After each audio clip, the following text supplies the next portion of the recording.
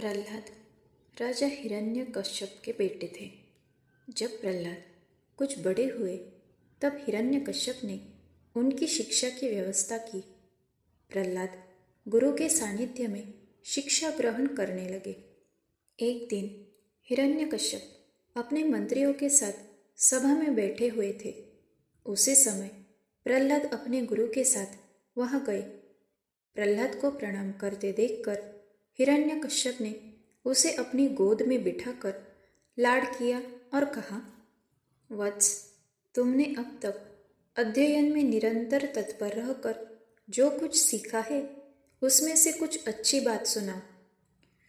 तब प्रहलाद बोले, पिताजी, मैंने अब तक जो कुछ सीखा है उसका सारांश आपको सुनाता हूँ, जो आदि, मध्य और अंत से रहित, अजन्मा, वृद्धि, क्षय से शून्य और अच्युत है।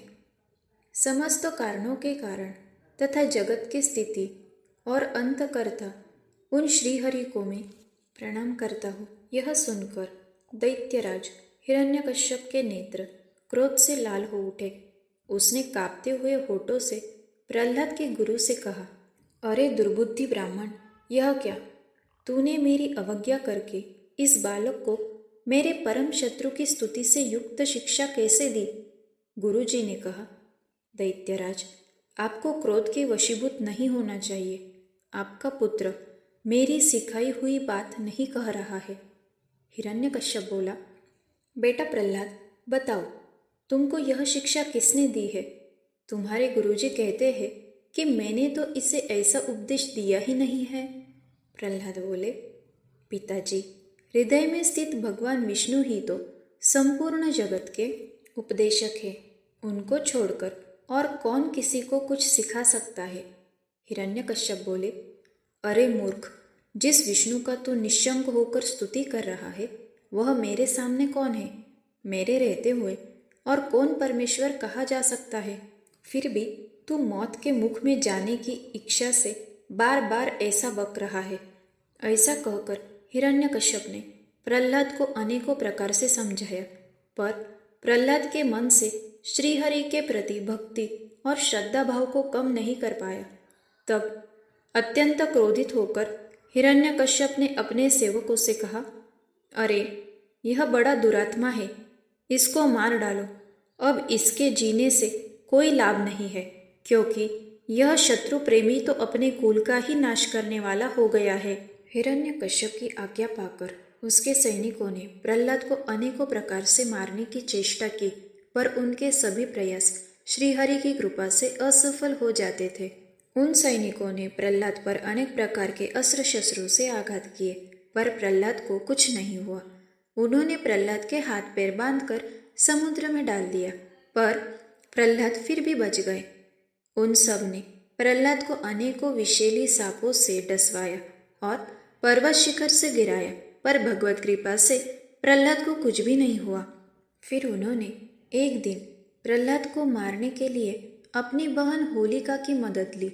होलिका को भगवान शंकर से वरदान मिला हुआ था। उसे वरदान में एक ऐसी चादर मिली थी जिसे ओढ़ने पर अग्नि उसे जला नहीं सकती थी। होलिका उस चादर को ओढ़कर और प्रहलाद को अपनी गोद में लेकर अग्नि में बैठ गई, लेकिन वह चादर उड़कर प्रहलाद के ऊपर आ गई और प्रहलाद की जगह होलिका ही जल गई। हिरण्यकश्यप के दूतों ने उसे जब यह समाचार सुनाया तो वह अत्यंत क्षुब्ध हुआ और उसने प्रहलाद को अपनी सभा में बुलवाया। हिरण्यकश्यप ने प्रहलाद से कहा, अरे दुष्ट, जिसके बल पर तू ऐसी बहकी बहकी बातें करता है, तेरा वह ईश्वर कहाँ है? वह यदि सर्वत्र है तो मुझे इस खंबे में क्यों नहीं दिखाई देता? तब प्रहलाद ने कहा, मुझे तो वे प्रभु खंबे में भी दिखाई दे रहे हैं। यह सुनकर हिरण्यकश्यप क्रोध के मारे स्वयं को संभाल नहीं सका और हाथ में तलवार लेकर सिंहासन से कूद पड़ा और बड़े जोर से उस खंबे में एक घूंसा मारा। उसी समय उस खंबे से बड़ा भयंकर शब्द हुआ और उस खंबे को तोड़कर एक विचित्र प्राणी बाहर निकलने लगा, जिसका आधा शरीर सिंह का और आधा शरीर मनुष्य का था। यह भगवान श्री हरि का नृसिंह अवतार था। उनका रूप बड़ा भयंकर था। उनकी आंखें तपाए हुए सोने के समान पीली पीली थी।